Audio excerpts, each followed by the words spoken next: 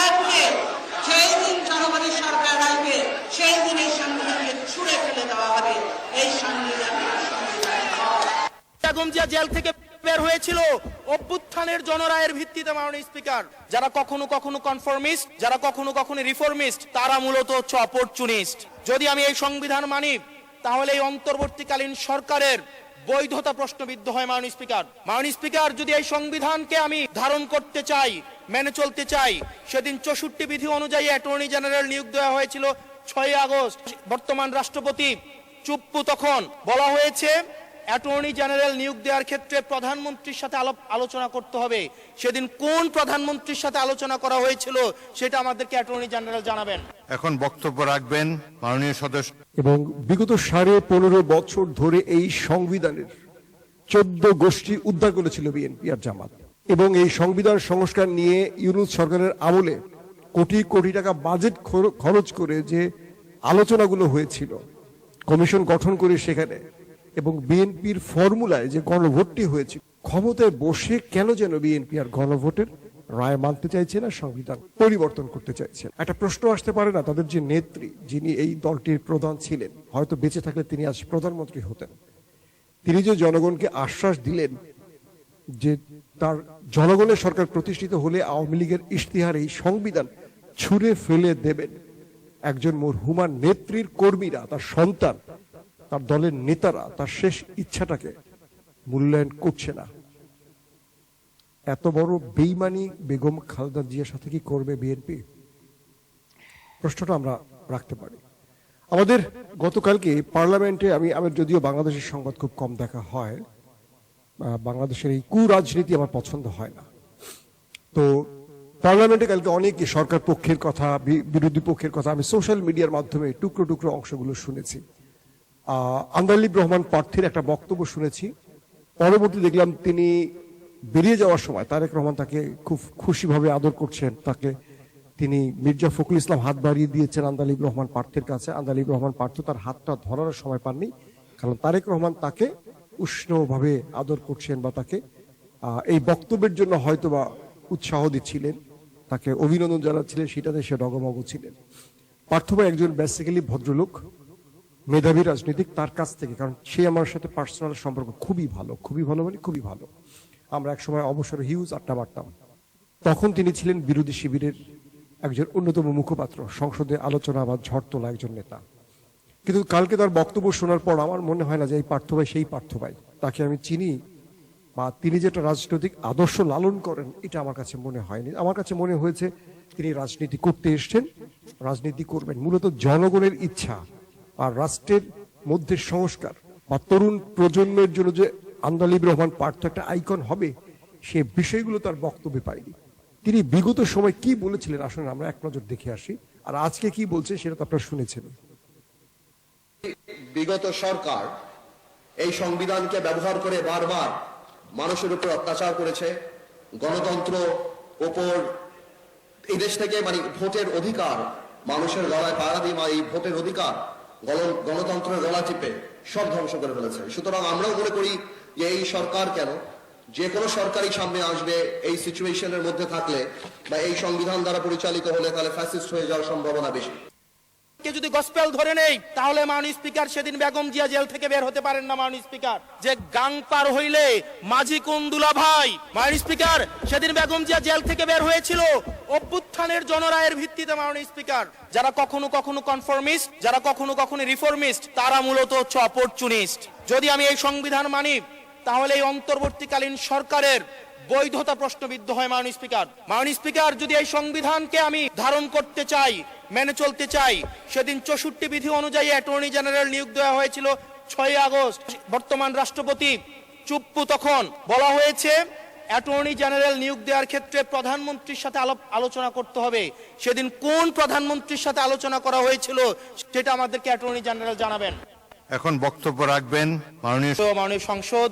আন্দালিব রহমান পার্থ যখন বক্তব্য দিচ্ছিলেন, উনি যখন বললেন যে সংবিধান যারা ছুঁড়ে ফেলতে চায় তাদেরকে স্বাধীনতা বিরোধীর সাথে উনি অ্যালাইন করলেন, ট্যাগ করলেন মাননীয় স্পিকার। এবং তখন ট্রেজারি বেঞ্চের সম্মানিত মাননীয় মন্ত্রী যারা ছিলেন তারা সেটাকে টেবিল চাপড়িয়ে সেটাকে সমর্থন দিলেন। মাননীয় স্পিকার, গণতন্ত্রের জন্য যিনি আপোষহীন লড়াই করে গিয়েছেন বেগম জিয়া, উনি বলেছিলেন যেদিন জনতার সরকার প্রতিষ্ঠিত হবে, যেদিন এই পার্লামেন্ট জনতার সরকারের কাছে যাবে, এদিন এই সংবিধানকে ছুঁড়ে ফেলা হবে। ট্রেজারি বেঞ্চের যে মন্ত্রীরা ছিলেন তারা দীর্ঘদিন, তাদের সারা জীবন তারা বেগম জিয়ার সাথে রাজনীতি করেছেন। এই সংবিধান ছুঁড়ে ফেলার সাথে স্বাধীনতা যুদ্ধাপরাধীর অ্যালাইন করার যেটার হাততালি তারা দিয়েছেন, সেটির মধ্য দিয়ে বেগম জিয়াকে তারা মূলত হচ্ছে অপমান করেছেন কিনা তারা সেটা ভেবে দেখবেন। আমি কোট করছি, উনি বলেছেন ৭২-এর সংবিধানের কিছু কিছু বিষয়কে ওনারা সম্মান দিয়েছেন। তার মানে কিছু কিছু বিষয়কে ওনারা সম্মান দেয় নাই। তার মানে এই অভ্যুত্থানের পরে এই সংবিধানের কিছু অংশ ওনারা মেনেছেন, কিছু অংশ ওনারা মানেন নাই। ওনারা কেবল ওই অংশটাই মেনেছেন যে অংশটা ওনাদের পক্ষে গিয়েছে, যে অংশটা ওনাদের বিপক্ষে গিয়েছে এই অংশটা ওনারা মানেন নাই। মাননীয় স্পিকার, এই ধরনের প্রকৃতি সম্পন্ন যারা আছে বাংলাদেশের পার্লামেন্ট যারা দেখছেন তারা সিদ্ধান্ত নেবেন, যারা কখনো কখনো কনফর্মিস্ট, যারা কখনো কখনো রিফর্মিস্ট, তারা মূলত হচ্ছে অপরচুনিস্ট। আমার কাছে যেটা মনে হয়, সংসদ সদস্য পার্থ সংবিধানকে ছুঁড়ে ফেলার প্রসঙ্গটা টেনে তিনি প্রথমে সংবিধানটাকে আসলে বা আইনের শাসনটাকেই তিনি অমর্যাদা করেছেন। যারা সংবিধান ছুঁড়ে ফেলতে চেয়েছে তারা বাংলাদেশে আইনের শাসনকে ছুঁড়ে ফেলতে চায়নি, তারা আইনহীনতার যে ইতিহাস বাংলাদেশের রাজনীতিবিদরা প্রতিষ্ঠা করেছে, বছরের পর বছর ধরে জনগণকে বোকা বানানোর, গাধা বানানোর যে সহজ সরল একটা পদ্ধতি তারা অবলম্বন করে নিজেদের আখির গুছিয়েছে, আসলে তারা যারা সংবিধানকে ছুঁড়ে ফেলার কথা বলেছে তারা ওটাকে ছুঁড়ে ফেলতে চেয়েছে। এখন প্রশ্নটা হচ্ছে, বাংলাদেশের ৭২-এর সংবিধান বা বর্তমান সংবিধান আসলেই কি আইনহীনতার জন্ম দেয়? এটা জানা পার্থর থেকে ভালো তো কেউ জানবে না। সে ভালো বক্তা, সে একজন আইনজ্ঞ, সে আইন পড়ায়, আইন সম্পর্কে তার জ্ঞান আছে এবং যুক্তিবাদী একজন মানুষ। কিন্তু তিনি জাতীয় সংসদে এসে ওই কথাটা বলে আসলে তিনি আইনের শাসনকেই তিনি ছুঁড়ে ফেলে দিয়েছেন বিএনপির সাথে। ৫৪ বছর, মানে ৫৪ থেকে ৫৫-৫৬ বছর এই দেশের মানুষের প্রতারিত হওয়ার একটা দীর্ঘ ইতিহাস আছে। স্বাধীনতার পরপরই শেখ মুজিবুর রহমানের হাত ধরে প্রতারণার যে রাজনীতি শুরু হয়েছিল শেখ মুজিব এবং তার দলের আওয়ামী লীগের লোকজনদের দিয়ে, সেটি আর থেমে থাকেনি। ২৪-এ এতগুলো মানুষ মরার পরে বিএনপি নতুন করে জনগণকে বোকা বানানোর শেষ পেরেকটি তারা কফিনের উপরে হাতুড়ি দিয়ে ঠুকে দিচ্ছেন। এখানে শেষ পেরেকটি বললাম কারণ এরপরে আর কোনো প্রচলিত গণতান্ত্রিক রাজনৈতিক দল থাকবে না, যারা নিজেরাই আইনের শাসনকে কফিনের মধ্যে বন্দী করে পেরেক ঠুকে দিতে পারেন। আমি কখনো কখনো সাংবিধানিক, কখনো কখনো আমি অসাংবিধানিক। মাননীয় স্পিকার, যখন ডক্ট্রিন অফ নেসেসিটির প্রশ্ন আসে, মাননীয় স্পিকার, এই এক্সিস্টিং সংবিধান অনুযায়ী যখন 7A এবং 7B বলবৎ থাকে, সেই জায়গা থেকে আইনজ্ঞরা, মাননীয় স্বরাষ্ট্রমন্ত্রী উনি থাকলে ভালো হতো।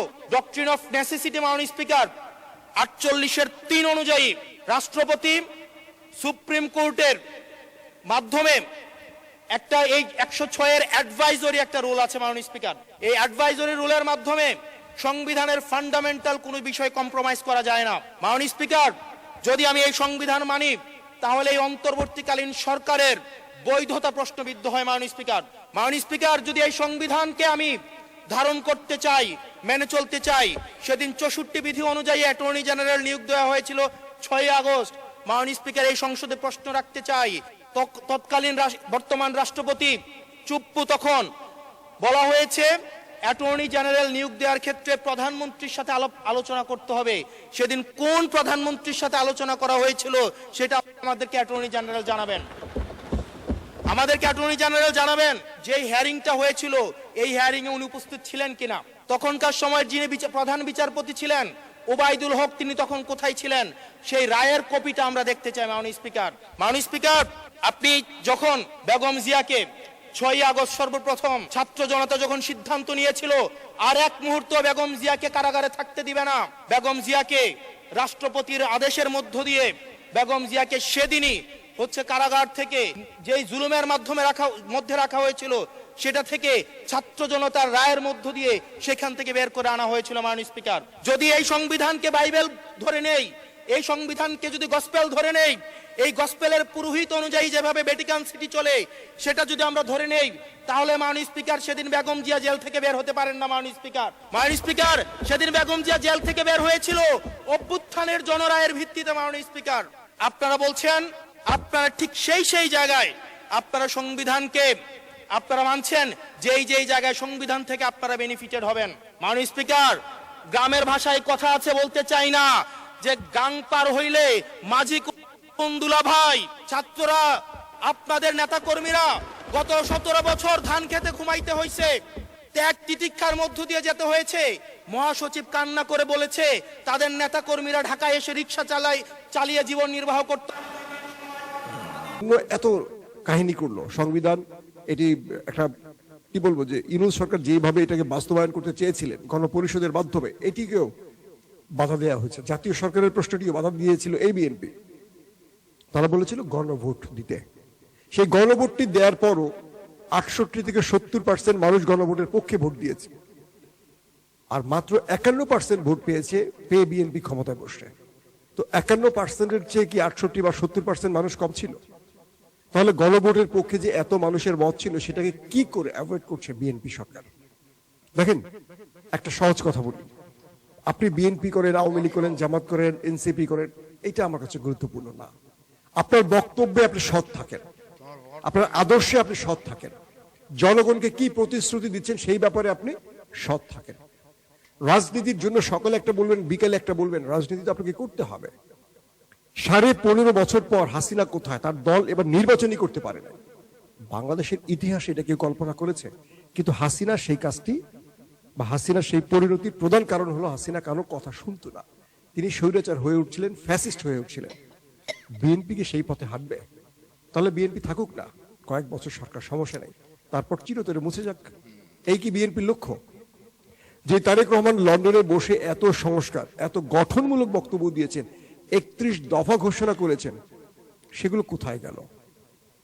জনগণ কি ভাববে যে বিএনপি বিরোধী দলে যা থাকলে যা বলে, সরকারের সাথে তা করে না? এই জনগণকে এই ধারণাটা কি বিএনপি দিতে চায়? আমাকে একজন প্রশ্ন করেছেন, আপনি তো বিএনপির পক্ষের লোক। আমি বিএনপির পক্ষের লোক, কিন্তু নির্বাচনের পরের বিএনপির এই চিন্তা বা আদর্শের পক্ষের লোক নই। কারণ সততা না থাকলে সেই রাজনীতির গন্তব্য সঠিক জায়গায় পৌঁছায় না। পেট বাঁধানো বেগম জিয়া বা জিয়াউর রহমানের যে নির্দেশিত বিএনপি, আজকের বিএনপিকে সেরকম লাগছে না। এতগুলো মানুষের প্রাণের বিনিময়ে যে বিএনপি ক্ষমতায় বসলো, তারা ভুলেই গেছে 24-এ কিছু হয়েছে, একেবারে বেমালুম ভুলে গেছে। তারা হাসিনার পরিণতি একেবারেই ভুলে গেছে। এটা খুব অবাক বিষয় না? কি করে সম্ভব বলেন? বিএনপির ভাগ্যে কি হাসিনার পরিণতি আসতে পারে না? বিএনপির ভেতরে তাবৎ বড় বড় নেতারা, ছাত্রদলের সাবেক অনেক প্রধান, শাহাবুদ্দিন লালটু ছাত্রদলের সাবেক সেন্ট্রাল প্রেসিডেন্ট, আমি তার সোশ্যাল মিডিয়া লেখাগুলো পড়ছি, অসাধারণ লিখছেন তিনি, বলছেন সত্য কথাগুলো। কারণ তিনি কানাডার মতো জায়গায় ডক্টরেট করেছেন। তার মস্তিষ্কের মধ্যে আধুনিক চিন্তা, রাষ্ট্র চিন্তা, জনগণের চিন্তা প্রবেশ করেছে। কিন্তু বাংলাদেশে যারা রাজনীতি করেন, তাদের উদ্দেশ্য একটাই, ক্ষমতায় বসবো, তারপর সারা জীবন নিজে ক্ষমতা থাকবো। এই বিএনপি মনে করে যে এই সংবিধান মানলে তারা আগামীতে নির্বাচনে পার পেতে কষ্ট হবে। ঠিক যে চিন্তাটা শেখ হাসিনা করত। এই বিএনপিকে আজকে যা করছে, কেন যেন মনে হয় যেগুলো ওপারের থেকে আরেকটি দেশের ফর্মুলা বিএনপি করছে। কেন যেন মনে হয় বিএনপি জনগণের ভোটে নির্বাচিত হয়নি, তাকে এই বিজয়টা কারো কাছ থেকে ছিনিয়ে ইস্টাবলিশমেন্ট বা ওই পার্ট তাকে উপহার দিয়েছে, সারপ্রাইজ হিসেবে দিয়েছে। তাই বিএনপি তাদের আনুগত্য করছে, এরকম মনে হচ্ছে কিনা বলেন? এতগুলো প্রতিশ্রুতি আপনারা আমাদেরকে দিলেন, আমরা তো আপনাদের দল দাস না যে আপনারা যা বলবেন তাই করব। আমাদেরকে তো আল্লাহ একটু বিদ্যা বুদ্ধি দিচ্ছে, দেশপ্রেম দিচ্ছে, জনগণের প্রতি তো আমাদের একটা কি বলবো, যে আত্মবিশ্বাস নিয়ে আমাদের জনগণের কাছে যেতে হয়। জনগণ আমাদের কথা শোনে। আমাদের যে কনফিডেন্স লেভেলটা তো কমে গেছে বিএনপির জায়গায়, এটা কি বিএনপি বুঝতে পারছে? বিএনপির ভেতর থেকে যে আওয়াজ উঠছে, বিএনপি কি বুঝতে পারছে? বিএনপির বহু নেতা কর্মী, ভোটাররা আগামীতে বিএনপিকে বেঈমান হিসেবে চিহ্নিত করবে, এটা কি বিএনপি বুঝতে পারছে? দলটা চালাচ্ছে কে আসলে?